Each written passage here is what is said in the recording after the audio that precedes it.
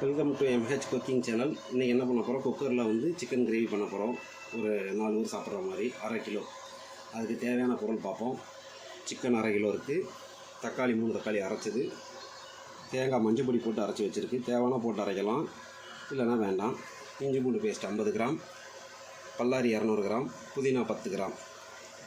பொடி வந்து வீட்டு பொடி தான் போட போகிறோம். பொடி நான் இப்போ சொல்கிறேன். அதுக்கு முன்னாடி பிரியாணி இலை 2 ஒடிச்சு வச்சுருக்கேன். பட்டை ஒரு 4-5 பீஸு, 5 ஏலக்காய், 10 கிராம்பு, அன்னாச்சி பூ 2 நொறுங்கி இருக்கிறதுனால 2 கணக்கு. மசாலா வந்து வீட்டு மசாலா போட போகிறோம். அது எப்படி போடணும்னு இப்போ சொல்லி காட்டுறேன். ஏதாவது ஒரு கரண்டி எடுத்துக்கோங்க. இந்த சைஸ் கரண்டி, சின்ன சைஸ் கரண்டி, கரெக்டாக சம அளவு. மஞ்சத்தூள் 1, அதே கரண்டியில் பெப்பர் தூள் 1, திரும்ப அதே கரண்டியில் சோம்புத்தூள் 1, திரும்ப ஜீரகத்தூள் வந்து அதுக்கு வந்து 2. இதுவரை எல்லாம் ஒவ்வொன்று போட்டோம். ஜீரகத்தூள் 2. இப்போ மிளகாத்தூள் போடுறோம். அதே இதில் மிளகாத்தூள் 3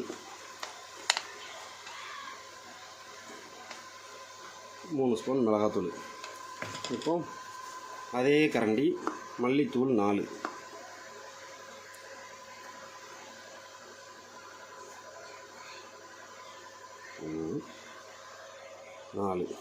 அதாவது சோம்பு, மஞ்சத்தூள், பெப்பர் தூள் எல்லாம் ஒவ்வொரு கரண்டி.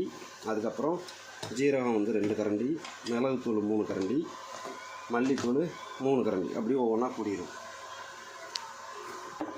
அடுப்பு ஆன் பண்ணிவிட்டேன், வச்சுக்கிடணும். இதுக்கு தேவையான அளவு சொன்னால் எண்ணெய் வந்து 100 ml இருந்தால் போதும்.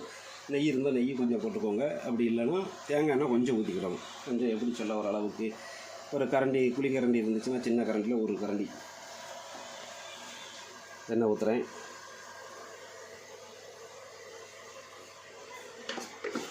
நெய் சின்ன 10 ரூபா பாக்கெட் வாங்கி வச்சுருக்கேன், அதனால் அதை போடுறேன்.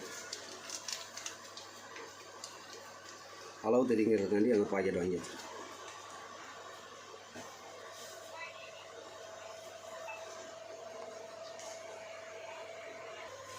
அப்புறம் பட்டை இலை, எண்ணெய் சூடாகிட்டு பட்டை இலை கிராம்பை போடுறோம்.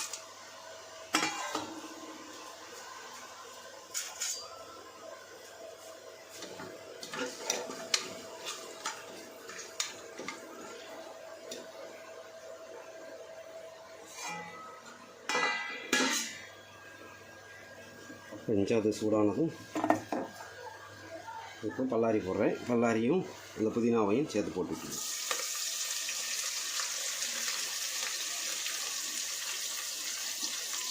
இந்த பல்லாரி வதங்குறதுக்காண்டி, கொஞ்சம் சீக்கிரம் குயிக்காக வதங்குறதுக்காண்டி உப்பு போடுறேன். கல் உப்பு போடுறேன். உடனே பல்லாரி கொஞ்சம் வதங்கிடும். பல்லாரி வதங்கிருக்கு, பொன்னிறமாக இருக்குது. இப்போ என்ன செய்ய, இஞ்சி பூண்டு பேஸ்ட் போடுறோம். இஞ்சி பூண்டு பேஸ்ட் வந்து வர போகணும், வர போகிற வேண்டி வதக்கணும். இதுக்கப்புறம் நம்ம என்ன செய்யணும், மசாலாவை போடணும். அந்த எண்ணெயிலே கொஞ்சம் மசாலா வேகணும்.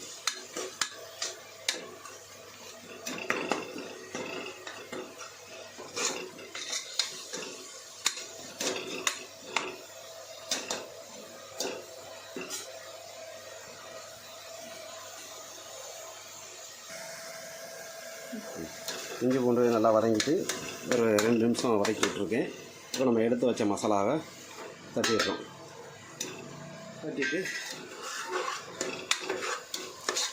மசாலா இந்த மாதிரி வதக்கி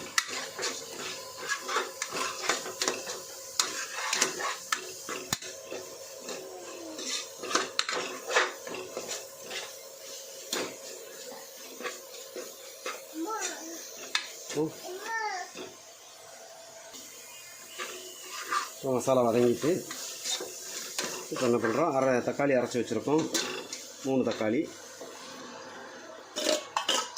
இதில் போடுறோம்.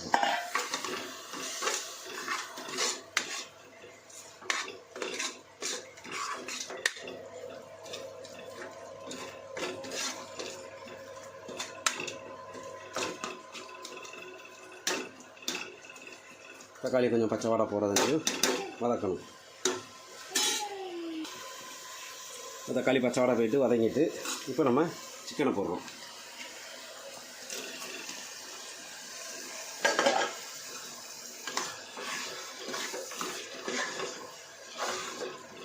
சிக்கனை போட்டு 2 நிமிஷம் அப்படி செஞ்சு விட வேண்டியதான்.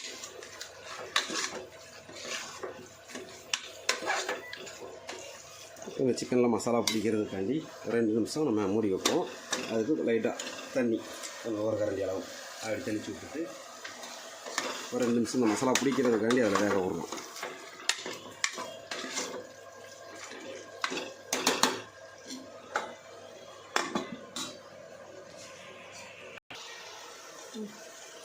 இப்போது நல்லா மசாலா பிடிச்சிருக்கு, கறியில் பார்த்தாலே தெரியும். இப்போ வந்து ஒரு 3 விசில் வைக்க போகிறோம். அதுக்கு என்ன இப்போ ஒரு தேங்காய் வந்து 2 விசில் வந்ததுக்கப்புறம் தேங்காய் ஊற்றிட்டு வைக்கலாம். ஒரே தான் நம்ம தேங்காய் ஊற்றி தண்ணி ஊற்றி வச்சுருக்கோம் கிரேவிக்காண்டி. தேங்காய் சின்ன தேங்காயில் ஒரு அரை முறி இருக்கும் அளவு, தேங்காய் அளவு. வெயிட்டுன்னு பார்த்தா ஒரு 100 கிராம் தான் வரும். ஊர்லேருந்து தேங்காய் போட்டு ஒரு 2 நிமிஷம் கிண்டி விட்டுக்கோங்க. கிண்டி விட்டுட்டு மறுபடியும் கிரேவிக்கு தேவையான தண்ணி கொஞ்சம் ஒரு 250 ml இருக்கும், அவ்வளோதான். சிக்கனில் தண்ணி வரும், அதனால்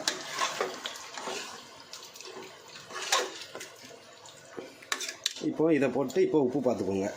உப்பு என்ன லெவலில் இருக்குதுன்னு பார்த்துக்கிடணும்.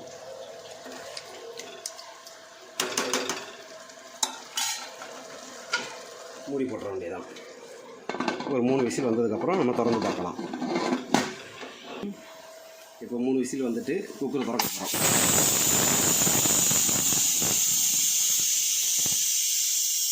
ஒரு 600 தடவை நீங்கள் திறந்துக்கலாம். நான் இது இப்படி தான் செய்வேன், அதனால்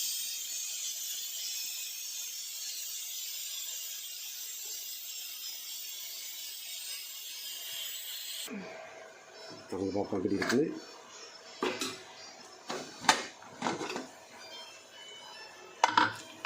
கிரேவி அருமையான கிரேவி ரெடி.